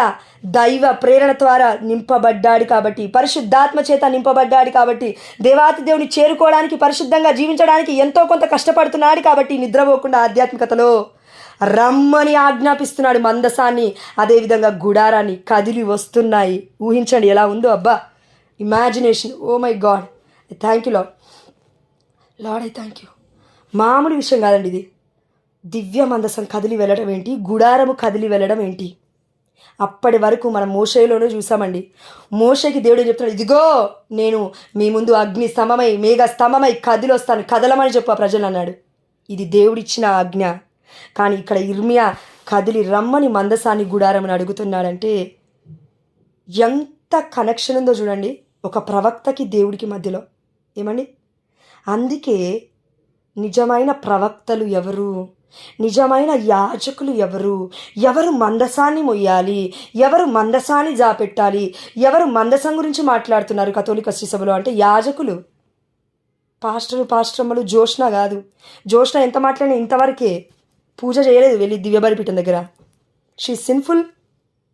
వాళ్ళని దేవుడు సేక్రెడ్ పవిత్రమైన బిడ్డలుగా పిలుచుకున్నాడు. ఏమ్మా, భర్త లేకపోతే పక్కన ఒక్కొక్కసారి పిచ్చిదాని అవుతావే, భార్య లేకపోతే ఒక్కొక్కసారి లస్ట్ఫుల్ థాట్స్ ఉన్న వాళ్ళైతే పిచ్చి అయిపోతారు. నాకు ఉండాలి, నాకు కావాలి, నువ్వు కావాలి, దేనికి కావాలో దేవుడికే తెలవాలి వాళ్ళకి. మరి కొంతమందికి ఇంత ఘోరమైన పాపపు జీవితాల్లో జీవిస్తున్నాం మనము. యాజకుల గురించి మాట్లాడడానికి అర్హతే లేదు అసలు. మరి తల్లి వరకు పోవాల్సిన అవసరం లేదు. గురువుల దగ్గరనే మాట్లాడుకుందాం. గురువుల రాజ్ఞి వరకు మనం పోవాల్సిన అవసరం లేదు. ఈ యొక్క మన ప్రధాన యాజకుల గురించే మాట్లాడుకుందాం. వారి వస్త్రం పట్టుకోవడానికి కూడా అర్హత లేదు, కానీ దేవుడు ఇచ్చాడు ఆ కృప నీకు నాకు. Sacred people they are. వాళ్ళు పవిత్రమైన ప్రజలు. నా బిడ్డలు లేవీలు యాజకులు, వారిని సపరేట్గా చేయి మోషే. ఎక్కడుందండి వాక్యము? ఒక్కసారి నేను చదువుతానండి, ఎందుకంటే తెలియాలి మనకి. రాజుల దినచర్య మొదటి గ్రంథము 15వ అధ్యాయం ఒక్కసారి చూడండి. రాజుల దినచర్య మొదటి గ్రంథం 15వ అధ్యాయం నుండి 16 అధ్యాయాల వరకు మీరు చదవండి ఒక్కసారి. ఎందుకంటే ఇది మొత్తం నేను చదవలేను కానీ అక్కడ ఏం జరుగుతుంది తెలుసా? దావీదు నగరమున మందసం. దావీదు ఏం చేస్తున్నాడంటే స్వీయ నగరమున భవనమును నిర్మించుకున్నాడు. దావీదు అన్ని నిర్మించుకున్నాడు తన రాజ్యం కోసం, ప్రజల కొరకు. అన్ని నిర్మించుకున్న తర్వాత ప్రభు మందసము కూడా ఉండాలి కదా. అయ్యో అన్నీ ఉన్నాయి, మందసం లేకపోతే నా జీవితం ఎందుకు ఇంకా అని సొలొమోని కన్నా, జ్ఞానవంతుని కన్నా దావీదు రాజు ఆలోచించి 2వ వచనం చూడండి. మందసమును లేవీయులు మాత్రమే మోసుకొని రావలేను. మందసమును మోయుటకు ఎల్లప్పుడూ తనకు ఊడిగము చేయుటకు ప్రభు వారిని ఎన్నుకొనెను. నువ్వు నేను ఇంట్లో నిద్రపోతుంటాము, అక్కడ యాజకులేమో అక్కడ ఏం చేస్తారండి, దివ్య బలిపీఠం దగ్గర ఏమున్నాయి లేవు. మరియమ్మ ఆంటీ ఉన్నారు మా యొక్క చర్చ్లో, అన్నీ చెప్పాలి ఆంటీ, లేదంటే ఫాదర్ అన్నీ చెప్పాలి ఆంటీకి. అమ్మ ఎక్కడ ఏమున్నాయి అన్నీ అడగాలి, అన్నీ తెలుసుకోవాలి. అప్పుడే దివ్య బలి పూజ సక్రమంగా జరుగుతుంది అక్కడ. లేదంటే మన బలిపీఠం దగ్గర బిడ్డలు, చిన్నారి పిల్లలు కొంతమంది సేవ చేస్తున్నారు కదా. ఎస్, ఆ బిడ్డలకి ట్రైనింగ్ కూడా ఇస్తున్నారు కదా మన కథోలిక శ్రీసభలో. సిసిసి పంపిస్తున్నావా లేదా? పంపించాలి, క్లాసెస్కి పంపించాలి. ఈ క్లాస్ అన్న ఆపినా బిడ్డలు బాగుపడతారేమో, కానీ ఆ క్లాసులు ఆపకు. ఆధ్యాత్మికంగా నువ్వు నేను లేనప్పుడు బిడ్డలు ఎట్లా బ్రతుకుతారు? భయంతో చచ్చిపోతారు. దేవుడు ఉండాలి, ధైర్యం ఉండాలంటే. కాబట్టి ఆ దివ్యమైన మందసం గురించి ఏం మాట్లాడుతున్నారు దావీదంటే, లేవీయులు మాత్రమే మోసుకొని రావలేను. దీనికి ఆన్సర్ ఏంటి? అవునండి, పాత నిబంధనలో ఎందుకు కొత్త నిబంధన లేదంటున్నారా? ఇక్కడ లేవీయులు అని ఒక వంశమే ఉంది. కానీ ఆ దేవాతి దేవుడు యేసుప్రభువు వారు ఏం చేశారు తెలుసా? గోత్రాలకి, మతాలకి అంటే ఆపోజిట్గా ఇవన్నీ కాదు, నా కోసం, నన్ను తెలుసుకొని, నా రక్షణ పొందుకొని, నేను రక్తాన్ని చిందించాలని, నేను దేవుణ్ణి అనుకొని ఏ బిడ్డ అయితే తను తానుగా పవిత్రంగా తను తాను అర్పించుకోవాలని అనుకుంటుందో పెళ్ళి కాకుండా వచ్చేయచ్చు, పెళ్ళి చేసుకోకుండా వచ్చేయచ్చు. ఎందుకు? పెళ్ళి నాతోనే, పెళ్ళి సంఘముతోనే, పెళ్ళి ఇదిగో వరుడితోనే. అందుకే మనకి కొన్ని వచనాలు ఉన్నాయక్క, అది ఓకే అక్కడికి వెళ్ళను కానీ ఇప్పుడు అది మళ్ళీ టైం పడుతుంది కాబట్టి ఇక్కడనే ఉందాం, టైం అయిపోతుంది కాబట్టి. రాజుల దినచర్య మొదటి గ్రంథం 15వ అధ్యాయంలో ఇక్కడ ఏం జరుగుతుందో లిటరల్గా చెప్తాను. దావీదు ఏం చేస్తున్నాడు తెలుసా? మొత్తం ప్రజల్ని పిలుస్తున్నాడు. ఎంతమందిని? అహరోను వంశులు, లేవీ వంశులు 120 మందిని, 200 మందిని, 130 మందిని, 80 మందిని, 112 మందిని, దావీదు యాజకులు సాదుకోను, అబ్యాతారము మరియు లేవీలు, ఊరియాలు, అసయ, యోవేలు, షెమయ, ఎమియేలు, అబ్దినాదులు పిలిచెను. ఇలా చూస్తే ఎన్నో పేర్లున్నాయి 15వ అధ్యాయం మొత్తంలో. మొత్తం లేవీల వంశం వస్తూ ఉన్నారు. ఎక్కడి నుంచి? అంతమంది ఇజ్రాయేల్ ప్రజల నుంచి దేవుడు లేవీలు మాత్రమే పిలువు, యాజకులు మాత్రమే దివ్య మందసాన్ని పట్టుకోవాలి. ఇది జరుగుతున్నప్పుడు దివ్య మందసాన్ని పట్టుకొని యెహోషువ గ్రంథంలో మనం చూసాము. అక్కడ యాజకులు ఏం చేస్తున్నారంటే యోర్దాను నదిని దాటుతున్నారు ఉంది. యెహోషువ గ్రంథము 3వ అధ్యాయం 11, 3వ అధ్యాయం 13 రాసుకోండి. అక్కడ ఏం జరుగుతుందంటే యాజకులు ముందుకెళ్తున్నారు దివ్య మందసాన్ని తీసుకొని, ప్రజలందరూ వెనక్కి వస్తున్నారు. కరెక్ట్గా వినండి, యాజకులు మందసాన్ని ముందు ఎత్తుకొని భుజాల మీద పెట్టుకొని ముందుకెళ్తున్నారు, వారి వెనక ప్రజలు వస్తున్నారు. ఇప్పుడు ఏమైందంటే యోర్దాను నది అడ్డం వచ్చింది. ఆ దేవాదేవుడు అంటున్నాడు, యాజకులు దివ్య మందసాన్ని పట్టుకొని నదిలో కాలు పెట్టగానే ఎండిపోయిన నెల వారికి కనబడుతుంది. అంటే మొత్తము ఆ యొక్క నది, ఆ యొక్క యోర్దాను నది మొత్తము పాయలుగా చీలిపోతూ ఉంది. దివ్య మందసాన్ని ఎత్తుకొని వచ్చి వారు నిలబడ్డారు అక్కడ. ఎవరు? యాజకులు. యాజకుల ప్రార్థన, యాజకుల సహవాసములో, అపోస్తుల సహవాసములో, అపోస్తుల బోధయందు మీరు జాగ్రత్తగా ఉండండి అని అపోస్తుల కార్యములు 12వ అధ్యాయం అనుకుంటా అండి, నాకు గుర్తులేదు. అక్కడ చూడలేదా మనం? రొట్టె విరుచుటయందు, వారితో సహవాసము చేయుటయందు మీరు ప్రార్థనలు సలపవలెను. వర్గాల యందు అని చెప్పలేదు ఎక్కడా కూడా. బయటికి వెళ్ళండి కథోలిక శ్రీ సభ అని చెప్పలేదు ఎక్కడా కూడా దేవుడు. నాలాంటి వాళ్ళు కూడా ఇప్పుడు చెప్తున్నాను. ప్రాటెస్టెంట్ సహోదరి మనులు కూడా ఒక ట్యాగ్ నా నుంచి తీసేస్తే, నేను కథోలిక శ్రీ సభలో ఉన్న బిడ్డను అని బయటికి తీసేస్తే, జోష్న లాంటి వాళ్ళందరూ కూడా పరిశుద్ధాత్మ దేవుడు జోష్నలో పనిచేయట్లేడా? జ్యోతకలో పనిచేయట్లేడా? నిర్మలకలో పనిచేయట్లేడా? వాక్యం చెప్పట్లేరా? ప్రజలలో పనిచేయట్లేడా? పనిచేస్తున్నాడు కదా. కానీ పరిపూర్ణమైన పరిశుద్ధతలో మనం అడుగు పెట్టాలంటే, పరిపూర్ణమైన దేవుణ్ణి పొందుకోవాలంటే నువ్వు రావాల్సింది కథోలిక శ్రీ సభకి. అందుకే దావీదు నగరమున మందసము కదిలి వస్తూ ఉన్నప్పుడు ఏం చేస్తున్నారు తెలుసా? వాళ్ళందరూ యాజకులు మోసుకుంటూ అక్కడ చూడండి, మీరు వాక్యం చదవండి తర్వాత. నేను చూపించలేకపోతున్నాను యాక్షన్స్లో, కానీ I rejoice in the lord. ఇలా ఇలా ఇలా వెళ్తున్నారంట యాజకులు, లైక్ డాన్సింగ్. దావీదు ఏ విధంగా అయితే నాట్యం ఆడాడో దివ్య మందసం ముందు, అమ్మ మరియతని ఆ యొక్క దివ్య మందసాన్ని తీసుకువెళ్తున్నప్పుడు, దేవుడి యొక్క సన్నిధిని మోసుకువెళ్తున్నప్పుడు దావీదు నాట్యం ఆడినట్లే దివ్య మందసం కదిలి వెళ్ళినప్పుడు ఎలిజబెత్తమ్మ గర్భంలో అవునేనా? ఎస్, ఎలిజబెత్తమ్మ గర్భంలో ఉన్న శిశువు గంతులు వేశాడు, కొత్త నిబంధనలో చూసాం మనం. అదేవిధంగా ఇక్కడ ఈ యొక్క యాజకులు లేవీలు మొత్తం దివ్య మందసాన్ని మోసుకొని వెళ్తున్నప్పుడు నీకు నాకు ఏం కనబడాలి? తేరు తేరు తేరు. కథోలిక శ్రీ సభలో ఉన్న వాళ్ళందరూ తెలిసింది. తేరు అంటే ఏంటి? అమ్మ మరియ తల్లి యొక్క స్టాచ్యూ, ప్రతిరూపం, స్వరూపం ఆ యొక్క తేరు మీద ఉంటుంది. ఆ తేరును మోసుకొని వెళ్తూ ఉన్నాము. డ్యాన్స్లు కూడా వేయచ్చు, తప్పులేదు. నేను వేసాను లాస్ట్ టైం మా అక్క వాళ్ళ ఇంటికి వెళ్ళినప్పుడు 2 సంవత్సరాల ముందు. ఎక్కడ? తేరు ముందు. డ్యాన్స్ అంటే డ్యాన్స్ కాదండి, అమ్మని పట్టుకున్నాను నేను.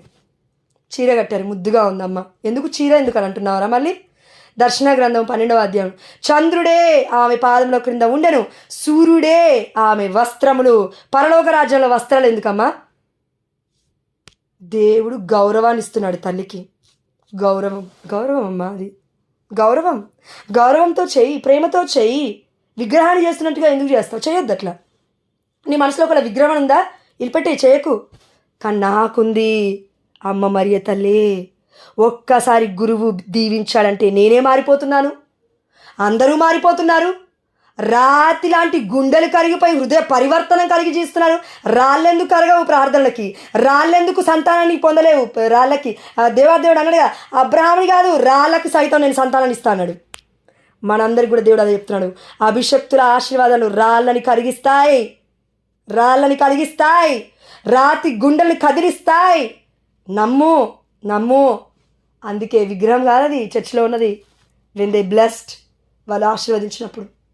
ఇది నేను దాదాపు 2-3 సంవత్సరాల నుంచి అడుగుతున్నాను దేవుని. ఇన్ని రోజులకి ఆ దేవాదేవుడు ఇచ్చాడు ఆన్సర్. ఆమె థ్యాంక్ యూ లార్డ్. ఎంతోమందికి ఆన్సర్ చెప్పలేకపోయాను నేను సైలెంట్గా ఉన్నాను చాలా మటుకు. ఎవరైనా ఏదైనా మాట్లాడితే సైలెంట్ అయిపోతాను. నాకు తెలియదు తండ్రి, నాతో మాట్లాడు. తెలియకుండా మాట్లాడద్దు కదా, డిబేట్కి వెళ్ళొద్దు, డిస్కషన్స్ అంతగానో ఎక్కువ పెట్టొద్దు. కాబట్టి ఆ దేవాదేవుడు మనకి ఈరోజు ఏం చెప్తున్నారంటే, ఈ యొక్క రాజుల దినచర్య మొదటి గ్రంథం మొత్తం మీరు ఒకసారి 15వ అధ్యాయం చదవండి అక్క, 16వ అధ్యాయం కూడా చదవండి. చదివితే ఏమర్థమవుతుందంటే, ఆ అమ్మ మరియ తల్లి అంటే దివ్య మందసములో తండ్రి, కుమార, పరిశుద్ధాత్మదేవులు ఉన్నారు కాబట్టి వాళ్ళు మోసుకొని వెళ్తూ ఉన్నారు, పాటలు పాడుతూ, స్తుతిస్తూ, తాళాలు. ఇక్కడ చూడండి, ఇక్కడ ఉంది, అన్నీ ఉన్నాయి. వాళ్ళు తాళాలంట, నాదాలంట, స్వరమండలం అంట, చిట్టాళములతో, సితారాలతో సంతోషకరమైన సంగీత పాటకు లేవీలను నియమింపుడు, ఇది కూడా లేవీలో చేస్తున్నారు. కానీ ఈనాడు కథోలిక శ్రీ సభలో దివ్య సప్రసాదనాథుడి ముందుకు మనం వెళ్ళినప్పుడు అటు ఇటు అందరూ ప్రజలు కూడా ఆరాధనలు పాడుతున్నారు. ఏదైనా ఫాదర్ ఒక వాక్యం చెప్తే అందరూ రిప్లై ఇస్తున్నారు, హల్లెలూయా హల్లెలూయా హల్లెలూయా, మహిమ గీతం. ఇలా ఉంటుంది మన జీవితాలు కథోలిక శ్రీ సభలో. ఇది దెర్ ఈజ్ అ 2 వే, ఒక్కవే కాదు. జోష్న 24 గంటలు మాట్లాడితే మీ అందరి పరిస్థితి ఏంటి? ఇంతేనా? ఇంకా జీవితం ఇదేనా? ఇక మీరు ప్రార్థన చేయరా? కథోలిక శ్రీ సభ అదే నేర్పుతుంది. అటు గురువు చెప్తాడు ప్రార్థన, ఇటు బిడ్డలు కూడా అందరూ చెప్తారు, సంఘస్థులు. 24 గంటలు నేను బోధకుని, నేను చెప్తాను స్టేజ్ ఎక్కి, వాళ్ళందరూ వినుకుంటూనే ఉండాలి జీవితాంతం మొత్తం అంటే, నా బిడ్డలే బోధించాలి జీవితాంతం మొత్తం అంటే అది సెల్ఫిష్నెస్ అవుతుంది. It's not unselfish. అది స్వార్థ బుద్ధి, అధికార బుద్ధి, అధికార వ్యామోహం, డబ్బు వ్యామోహం, ధన వ్యామోహం. ఇదేమన్నా సరే ఇది నిజం. దేవుడు వాక్యం సెలవిస్తుంది. నేను ఇదే చెప్తాను నేను. ఒక్కసారి ధనంలో వ్యామోహంలో పడ్డామంటే బయటికి రావాలంటే ఎంత కష్టమో ఒక్కసారి దేవుని అడిగి చూడండి మీరు. ధన వ్యామోహం పిచ్చి పట్టినట్టుగా ఉంటుంది. ఒక్కొక్కసారి ఆ యొక్క వ్యభిచారంతో సమానం అని కూడా ఉంది ధన వ్యామోహం. దేవుడు ఎక్కడున్నాడండి? నా అప్పుల బాధలు ఓట్లు. దేవుడు ఎక్కడున్నాడండి? ఇల్లు లేదు. దేవుడు ఎక్కడున్నాడండి? సంతాన భాగ్యం లేదు. దేవుడు ఎక్కడున్నాడండి? అమ్మా దేవుడు ఎక్కడున్నాడు అంటున్నాడు. అవే నీలోనే ఉన్నాడు. అద్దెలవకని విగ్రహారాధన చేస్తున్నావు. నీలోనే ఉన్నాడు దేవుడు. అందుకే ఎక్కడెక్కడున్నాడు, ఏ పాస్టర్లో ఉన్నాడు, ఏ పాశ్రమంలో ఉన్నారు? దివ్యమైన మందసంలో ఉన్నాడు దేవుడు. రా, దేవుడు చెప్తున్నాడు. కాబట్టి మనందరికీ ఒకటే, దివ్య మందసం. అమ్మ మరి తల్లి తేరు ఎందుకు మోస్తున్నారంటే ఇక్కడ నాకు అర్థమైపోయింది క్లియర్గా. ఒకదానికి ఆన్సర్ వచ్చేసింది. బట్టలు ఎందుకు పెడతారు అని అంటే ఒక ఓవరాల్గా తీసుకుందాం. మనం ఇప్పుడు దర్శన గ్రంథం 12వ అధ్యాయం చదివాం కదా. సూర్యుడే ఆమె వస్త్రములు, చంద్రుడే ఆమె పాదముల క్రింద ఉండెను. ఎందుకు పరిశుద్ధాత్మ దేవుడు తల్లిని సూర్యుడినే వస్త్రములు చేస్తున్నాడు? ఎందుకంటే చేయాల్సిన అవసరం ఉంది. పరలోక రాజ్యంలో అసలు ఈ శరీరమే ఉండదు. మరి ఎందుకు వస్త్రాలు? గౌరవం. ఒక్కటి చెప్తాను, 2 రోజుల ముందు చెప్పుకోకూడదు. Lord let me do not tell overall. Lord thank you. కొన్ని విషయాలు ఉన్నాయి. అయితే అందులో సింగిల్ మాట చెప్తాను. అమ్మ మరియ తల్లి చీర కడుతుంది. మరియా ఆంటీ హెల్ప్ చేయమ్మా అంటే నేను వెళ్ళాను. అమ్మ మరియ తల్లి చీర తీయాలనింది. నేను తీస్తున్నాను. ఎట్లా తీస్తున్నా అంటే పరిశుద్ధాత్మ దేవుడు అన్నాడు ప్రార్థన చేసుకో అన్నాడు. ఏంటి దీనికి కూడా ప్రార్థనే? అవును ప్రార్థనే. తీస్తున్నాను. ఆ శారీ నాకు కింద పెట్టబుద్ధి కావట్లే. పట్టుకొని అలానే హగ్ చేసుకున్నాను కొద్దిసేపు.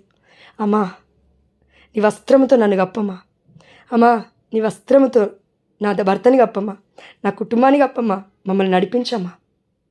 నేను మర్చిపోయినా, నువ్వు మర్చిపోకు తల్లి. వస్త్రము మాట్లాడుతుందా? వస్త్రము ఆదరణిస్తుందా?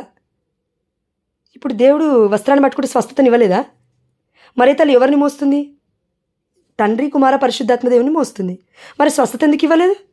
ఇస్తుంది కదా, ఆటోమేటిక్గా అవుతుంది కదా. ఇప్పుడు తల్లి గర్భంలో యేసుప్రభువారు ఉన్నారు. వెళ్ళి ఇప్పుడు నువ్వు ప్రార్థన చేస్తున్నావు. స్వస్థత ఎక్కడి నుంచి వస్తుంది? యేసుప్రభువారు ఇస్తున్నారు గర్భం నుండి. అమ్మ మరియ తల్లి ప్రార్థిస్తూ ఉంది. ఇది జరుగుతున్న విషయం.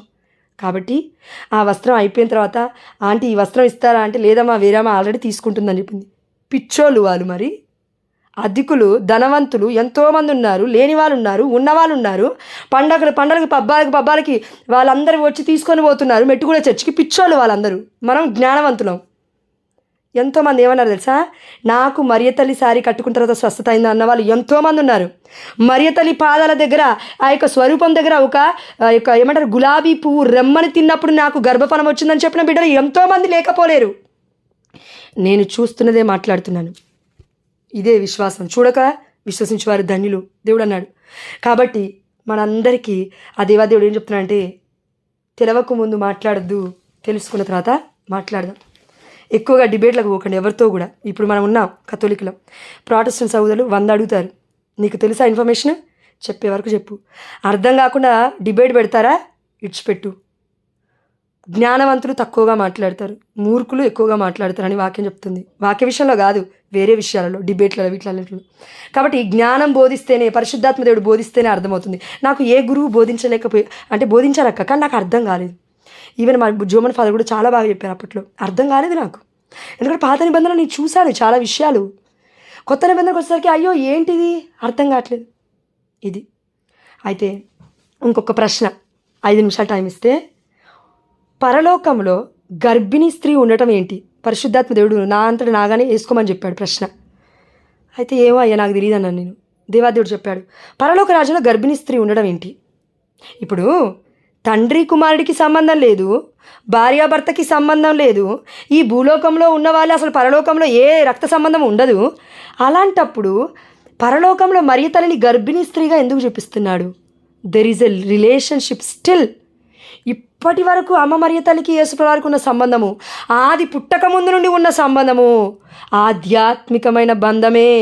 అదే రక్త సంబంధమై ఈ లోకానికి ఆ దేవాదేవుడు మరియ తల్లిని ఎన్నుకొని, మేబీ మరియ తల్లికి చిన్నపిల్లవాడు తెలియకపోతుండొచ్చు అండి, చిన్నపిల్లవాడు తెలియకపోతుండొచ్చు, కానీ పరిశుద్ధాత్ముడు గొప్పవాడు కదా, చిన్నపిల్లల్ని ఎక్కువ దర్శిస్తాడు కదా, చిన్నపిల్లల్ని దీవిస్తాడు కదా. చిన్నపిల్ల మనస్తత్వం కలిగి హృదయశుద్ధి కలిగి జీవించే వారిని కదా దేవుడు దర్శించేది ఎక్కువగా. చిన్న పిల్లల వరే మొన్న మూరోల ముందే చిన్న పిల్లల వలె మీ హృదయం మారితే తప్ప పరలోక రాజ్యంలో మీకు స్థానం ఉండదు. ఇదే చిన్నపిల్లల మనస్తత్వం అంటే. కాబట్టి ఆ తల్లిని ఎన్నుకున్న ఆ దేవాతి దేవుడు మరియ తల్లితో పాటు యేసుప్రభుల వారితో పాటు, అంటే పార్ట్ ఇన్ ద సెన్స్ అంటే ఒకటి చెప్తాను. ఇప్పుడు యేసుప్రభుల వారు ఎప్పుడు పునరుత్థానమయ్యారు? 3 రోజుల తర్వాత, చనిపోయిన తర్వాత 3 రోజుల తర్వాత. అమ్మ మరియ తల్లి ఎన్ని రోజులకి ఆత్మ శరీరాలతో పరలోక రాజ్యం కొనుపోబడిందంటే మన పండితులు చెప్తున్నారు 3 రోజుల తర్వాత.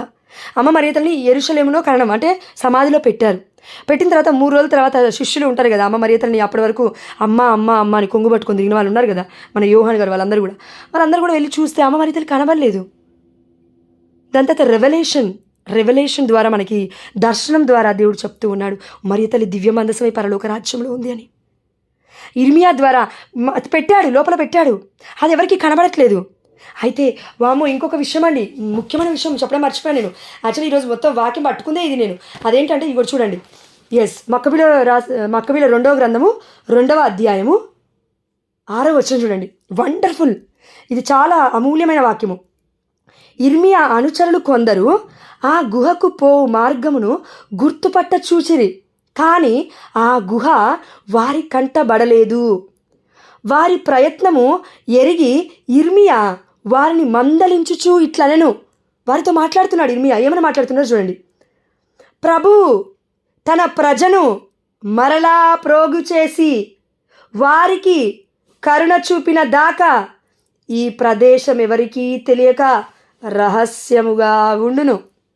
చూడండి, ప్రభువే తన ప్రజలను మొత్తము కూడా ప్రోగు చేసి కరుణ చూపిస్తే తప్ప అప్పటి వరకు ఈ రహస్యముగానే ఉంటుంది, ఎవరికీ తెలియదు.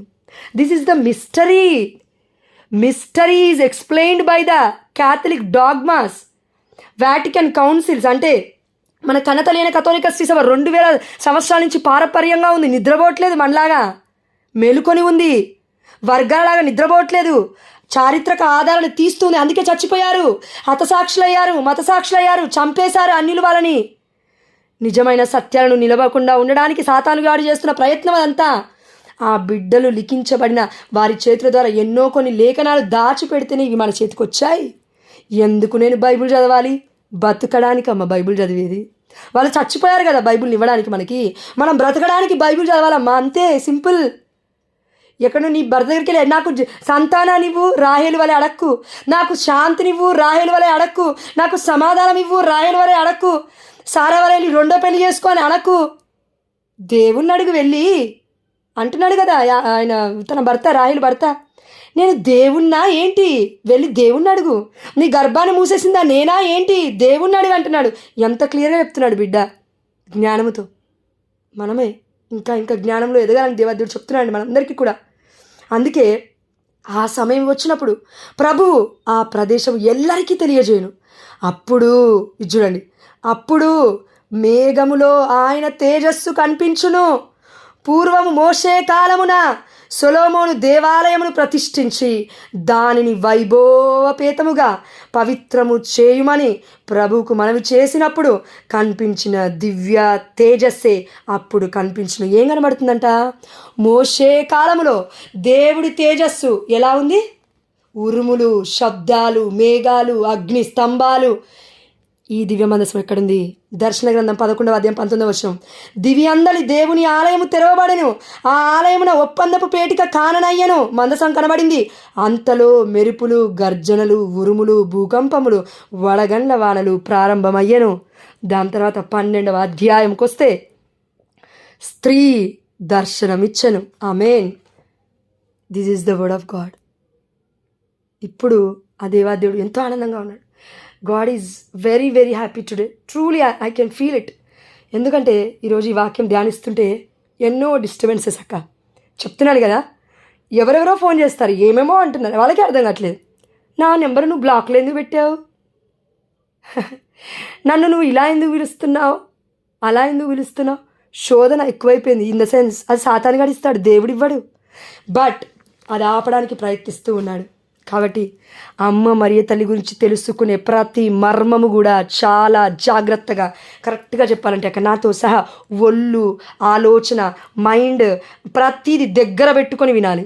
ఎందుకంటే పక్కకి వెళ్ళి మళ్ళీ ఇంకో వాక్యం చెప్పొద్దు, నువ్వు ఇక్కడ ఉన్నదే చెప్పాలి. కాబట్టి దాని తర్వాత వెళ్ళి ఇట్లా అంట అని చెప్పొద్దు. మళ్ళీ ఇట్లా కాదు, అక్కడ ఏముందో అట్లే చెప్దాం. తెలియదంటే తెలియదనే చెప్దాం.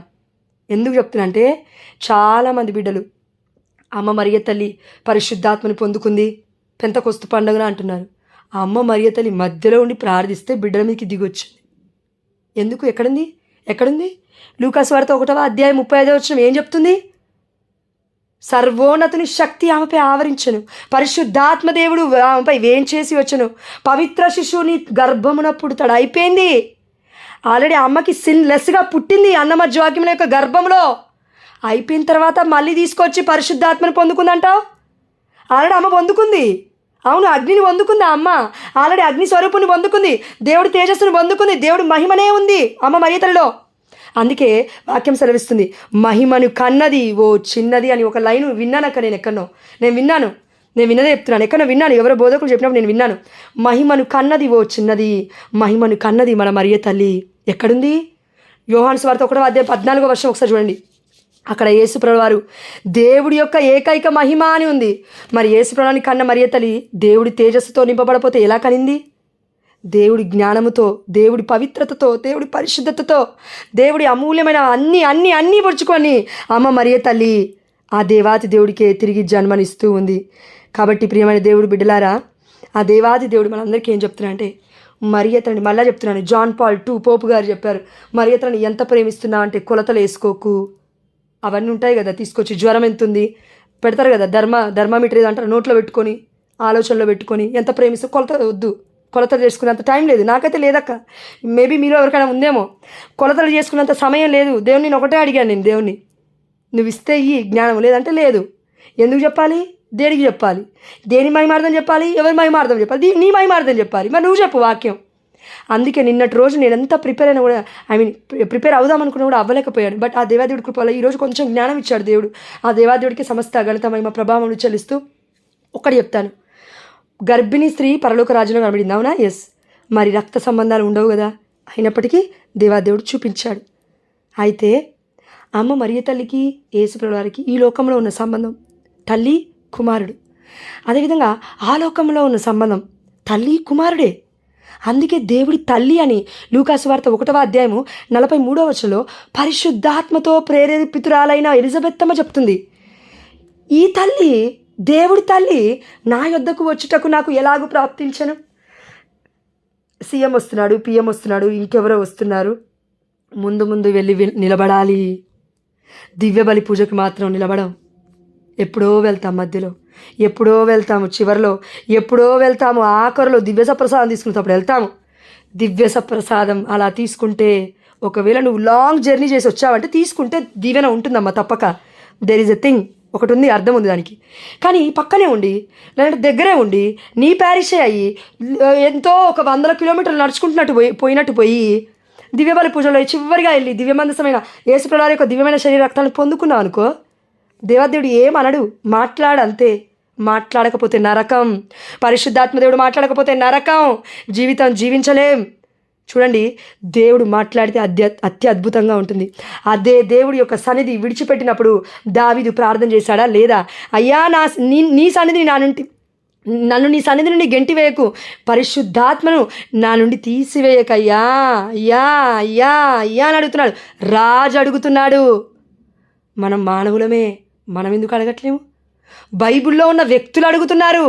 సాధారణంగా బైబిల్లో కూడా లేము, బైబిల్ చదవడానికి కూడా అర్హత లేని మనకి దేవాదేవుడి యొక్క తన రక్తంలో చిందబడిన ఆ యొక్క బిడ్డలు, హతసాక్షులు, వేదసాక్షులు చిందబడిన ఆ రక్తపు లేఖనాలు మనకిస్తే ఎందుకు చదవం?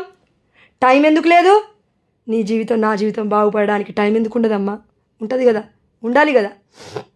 చివరిగా ఒక్కటి చెప్తాను, ఎందుకో పరిశుద్ధాత్మ దేవుడు చెప్పమంటున్నాడు. చూడండి, 1 కొరింథీ 6వ అధ్యాయం 19-20 వచనాలు చూడండి. ఎందుకు మనం దివ్య సప్రసాదం తీసుకుంటున్నాం? ఎందుకు తీసుకోవాలి? లిటరలీ ఎందుకు మనం పవిత్రంగా బ్రతకాలి? 19వ వచనం, మీ శరీరము మీ యందు వసించు పవిత్రాత్మకు ఆలయమని మీకు తెలియదా? దేవుడు మనల్ని అడుగుతున్నాడు. మీకు చెందినవారు కారు, మీకు చెందినవారు కారమ్మా. నువ్వు నేను అంటున్నావు, ఇగో నా భర్త ఇట్లా చేస్తే నేను సూసైడ్ చేసుకుంటా, బెదిరిస్తున్నావేమో. నీ భర్తని బెదిరించు. మాట్లాడకు నెగిటివ్ మాటలు, బంద్ చేయి. మాట్లాడకు నెగిటివ్ మాటలు, ఇంట్లో మాట్లాడద్దు. జోక్ కామెడీ అయినా సరే మాట్లాడద్దు. నువ్వు యేసు నామములో నువ్వు మాట్లాడిన ప్రతి నెగిటివ్ మాట కొట్టివేయబడునుగాక. Amen, hallelujah. In the mighty name of Jesus I am claiming this O Lord. మాట్లాడకు బిడ్డ. ఆ నెగిటివిటీ మొత్తం బిడ్డల మీదకి వెళ్తుంది. వాళ్ళు చేసుకుంటే నువ్వేం చేస్తావు? పిల్లల్ని కన్నావు, మంచిగా ముద్దుగా ఉన్నారు, చాక్కో. నీ నెగిటివిటీ, వాళ్ళ నెగిటివిటీ అందం మీద బిడ్డల మీదకి ఎందుకు తీసుకొస్తున్నావు? తీసుకురాకు. దేవుడు చెప్తున్నాడు, ఆ ఆత్మ దేవునిచే ఒసగబడింది. దేవుడి ఆత్మ, పవిత్రాత్మ దేవుడిచే ఒసగబడింది. మన దేహము పవిత్రాత్మకి నిలయం. మన దేహము పవిత్రాత్మకి జస్ట్ నిలయం. ఎట్లా? మనం ప్రార్థిస్తుంటే మారిపోతూ ఉంటాము. దేవుడి యొక్క ట్రాన్స్ఫిగరేషన్, దివ్య రూపధారణలోకి మనం మారమేమో, కానీ మోషే వలె కనీసం ముఖమైన మారుతూ ఉంటుంది. అంటే మనలో మార్పు వస్తూ ఉంటుంది. దేవుని స్వీకరిస్తున్నప్పుడు అడిగి అడిగి అడిగి అడిగి పొందుకుంటున్నాం కదా. అయ్యా నువ్వు నన్ను మార్చుకో. నాలో ఉన్నవాడు ఈ లోకంలో ఉన్నవాడి కంటే గొప్పవాడు. ఎస్, క్రీస్తు మనలో ఉన్నాడు. కొలస్సీలకు రాసిన లేఖ 1:27 అనుకుంటాను. నాలో ఉన్నాడు క్రీస్తు. ఏది? క్రియారూపకంలో క్రీస్తు ఎక్కడున్నాడు? నీలో, నాలో. క్రియలు లేని విశ్వాసం వ్యర్థమైనప్పుడు, మరి క్రియారూపకంగా దివ్యమైన సప్రసాదాన్ని తీసుకుంటున్నప్పుడు, మరి నువ్వు నేను మనం కాన్షియస్ కలిగి తీసుకోవాలి కదా. దేన్ని తీసుకుంటున్నావు? దేన్ని పొందుకుంటున్నావు? పరిశుద్ధతను స్వీకరిస్తున్నావు. అతి పరిశుద్ధునిలో కంటున్నావు. స్వస్థతని తీసుకుంటున్నావు నీలోకి, నాలోకి.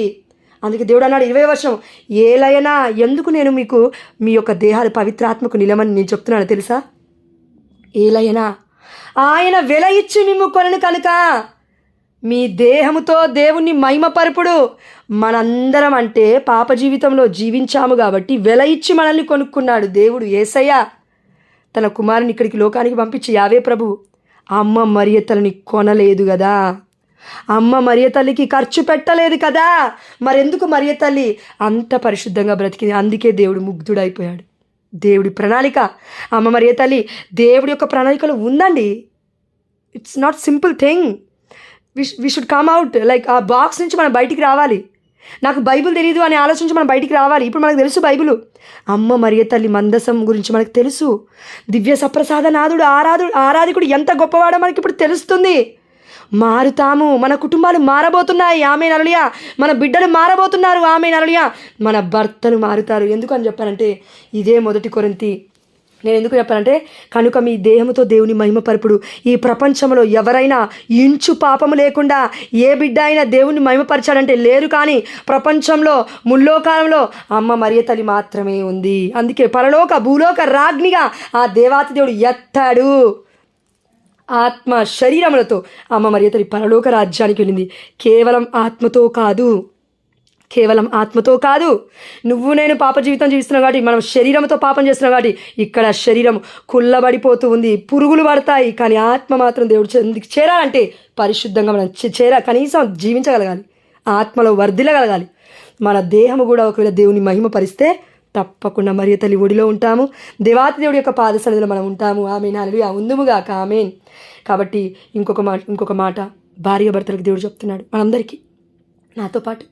1 కొరింథీ 7:4 వచనము, స్త్రీ తన శరీరమునకు యజమానురాలు కాదు, భర్తయే ఆమె శరీరమునకు యజమానుడు. భర్త దగ్గరకు వచ్చినప్పుడు అంటున్నారండి ఎవరు, దేవుడు చెప్తున్నాడు. భర్త దగ్గరికి వచ్చినప్పుడు, అమ్మా నువ్వే భార్యవి, పక్కింటామా కాదు. Don't be serious. ఎందుకు సీరియస్ అవుతావు? దేవుడు చెప్పమనే చెప్తున్నా నేను. పక్కింటామా కాదు, నువ్వు నీ భర్తకి భార్యవి. దేవుడు ఏమంటున్నాడు? అన్ని రైట్స్ నీ భర్తకి నేను ఇచ్చాను నీ శరీరం పైన. Be with him. తనకు అబ్బాయిడై ఉండు, తనకి లోబడి ఉండు. అట్లే పురుషుడు తన శరీరమునకు యజమానుడు కాడు, భార్యయే అతని శరీరమునకు యజమానురాలు. ఇది మనకి కూడా వర్తిస్తుంది. కాబట్టి మనం ఏ విధంగా అయితే భర్తని అంటే పెళ్లి చేసుకున్నప్పుడు కన్యగా తనకి అర్పించుకుంటామో, అమ్మ మరియ తల్లి కన్యగా కనబడని వ్యక్తి దేవుడు అండి. దేవుడికి అర్పించేసుకుంది. అందుకే యెషయా గ్రంథము 54వ అధ్యాయం 5వ వచనము, నిన్ను సృష్టించిన వాడే నీకు భర్త ఎగును. ముమ్మారు 100%, 200%, 1000%. అమ్మ మరియ తల్లిలో ఇది నెరవేరింది. నిన్ను సృష్టించిన వాడే నీకు భర్త ఎగును. అయిపోయాడమ్మా. దేవాతి దేవుడే తల్లిని సృష్టించుకున్నాడు, మరియ తల్లిని, యెహోవా ప్రభు. ఆ యెహోవా ప్రభు ఆత్మ శరీరములతో మరియ తల్లి గర్భంలో పుట్టాడు. ఒక రూపాన్ని పుణికిపుచ్చుకున్నాడు. యేసయ్య అని ఉన్నాడు. అందుకే యాహ్వే, యెషయా, యెహోషువ, జోషువా, వీటన్నిటికీ అర్థాలు రక్షించువాడు అని ఉంటుంది లాటిన్లో, హిబ్రూ అండ్ దీంట్లో కూడా, గ్రీకులో కూడా. రక్షించువారు ఎవరు? యేసు అనగా పాపుల రక్షకుడు యేసయ్యే. కాబట్టి ఇప్పటికీ ఎప్పటికీ మనల్ని రక్షిస్తున్నది యేసయ్యే. కాబట్టి ఆ తల్లి దివ్య మందసం మధ్యస్థ ప్రార్థన అడిగితే, ఆ తల్లి సన్నిధి మన ఇళ్ళలో ఉంటే దేవుడు మనతో మాట్లాడతాడు. సమూవేలు, ఆనతిము ప్రభు నీ దాసుడు ఆలించునే ఉన్నాడు ప్రభు అన్నాడు. కానీ మరియ తల్లి దివ్య మందసమై అక్కడ ఉంది. ఇది మర్చిపోవద్దు. మధ్యస్థ ప్రార్థన. అయా, ఈ రోజును బట్టి నీకే సమస్త ఘనత మహిమ ప్రభావములు చెల్లిస్తూ, భార్య భర్త, భర్త భార్య, నువ్వు నీ భర్తకి సమయాన్ని ఇవ్వకపోతే, లేదంటే నీ భార్యకి నువ్వు సమయాన్ని ఇవ్వకపోతే, నీ భార్యని అనేకులు చూస్తున్నారు, నీ భర్తని అనేకులు చూస్తున్నారు. సాతానుగాడు ఊరుకోడమ్మా, జాగ్రత్త. నీకు అందంగా కనబడిపోతే దేవుడు ఏం చేయలేడు. అయా, నీకు అందంగా కనబడిపోతే నీ భార్య దేవుడు ఏం చేయలేడు. ఆల్రెడీ దేవుడి యొక్క రూపంలో ముఖ పోలికలలోనే ఉన్నాం మనం. ఇష్టం లేదు, నాకు ఇష్టం లేదు అంటే ఇంకేం చేస్తాడు దేవుడు? చూపిస్తాడు రుచి. జాగ్రత్త ప్రియమైన బిడ్డ, జాగ్రత్త. నువ్వేది విత్తుతావో అదే కోస్తావు. భర్తకు తెలియకుండా ఫోన్లలో చాటింగ్లు, మీటింగ్లు, ఇన్స్టాగ్రామ్లో, ఫేస్బుక్లలో, వాట్ ఎవర్ యూ డూ, ఏదైతే చేస్తున్నావు, ఒక్కరున్నారు. దేవుడు చెప్తున్నాడు, ఉత్తగా మాట్లాడు నా తండ్రి, ఉత్తగా మాట్లాడు. కాబట్టి ఆపేయాలి, అన్నీ ఆపేయాలి. ఫేస్బుక్లలో, ఇన్స్టాగ్రామ్లలో, whatever you are using mobiles. Even మనం ప్రార్థనలో ఉన్నప్పుడు కూడా కొంతమంది మొబైల్ చూస్తూనే ఉన్నారు. అనవసరమైన వీడియోస్, స్క్రోల్. నిలబడవు, ఎక్కడ నిలబడవు, స్థిరత్వం ఉండదు. నిలబడి ప్రియమైన బిడ్డ, దేవుడు వాక్యం దగ్గర నిలబడు. దేవాదేవుడు చెప్తున్నాడు, జాగ్రత్త. నా దేహముతో ఆ దేవాతి దేవుని మనం మహిమపరచాలి. ఆ తల్లి తప్ప ఈ లోకంలో కంప్లీట్గా, సంపూర్ణముగా, పరిపూర్ణముగా ఎవరూ కూడా ఆ యొక్క పరిచర్యని, అంటే దేవుడి చిత్తాన్ని నెరవేర్చిన వారే లేరు. అంటే యేసయ్య దేవుడు కాబట్టి నేను యేసయ్య గురించి చెప్పట్లేదు. దేవుడి చిత్తాన్ని చేశాడు, కానీ యేసయ్య దేవుడు కదా. ఇప్పుడు అమ్మ మరియ తల్లి దేవుడి చిత్తం చేసింది కదా, అందుకంటున్నానండి. కాబట్టి మనమందరము రక్తాన్ని తీసుకున్న తర్వాత, ఆలోచించిన తర్వాత రక్షణ పొందుకోవాలా లేదా, దేవుడే చచ్చిపోలేదని ఆలోచిస్తున్నాం మనం. కానీ మరియ తల్లి అలా కాదు. యేసు ప్రభు చనిపోక ముందే రక్షణ పొందుకుంది, గర్భఫలం పొందుకుంది, పవిత్రాన్ని పుంజుకొని పుట్టింది. అంటే దేవుడు గ్రేస్ ఆమె మీద ఉంది. దేవుడు కృప, నా కృప నీకు చాలును, నీ బలహీన సమయమందు నా శక్తి పరిపూర్ణమగుచున్నది. ప్రతి గర్భములో నీ శక్తి పరిపూర్ణమగునుగాక నా తండ్రి. Amen, hallelujah. In the mighty name of Jesus I am claiming this promise Lord. Amen, hallelujah. నీకే సమస్త ఘనత మహిమ ప్రభావమును చెల్లిస్తూ మేము అడిగినవన్నీ పొందుకున్నామని దివ్య మందసమైన మా అమ్మ మరియ తల్లి మధ్యవర్తిత్వ ప్రార్థన ద్వారా యేసు నామములో, అతి పరిశుద్ధమైన నామములో, ఉన్నతమైన నామములో, ఘనమైన నామములో అడిగినవన్నీ తండ్రి ఆల్రెడీ పొందుకొని ఉన్నామని విశ్వసిస్తూ నిన్ను ఘనపరుస్తూ మహిమపరుస్తున్నాము మా ప్రియ పరలోకపు తండ్రి. Amen, hallelujah. Thank you Jesus.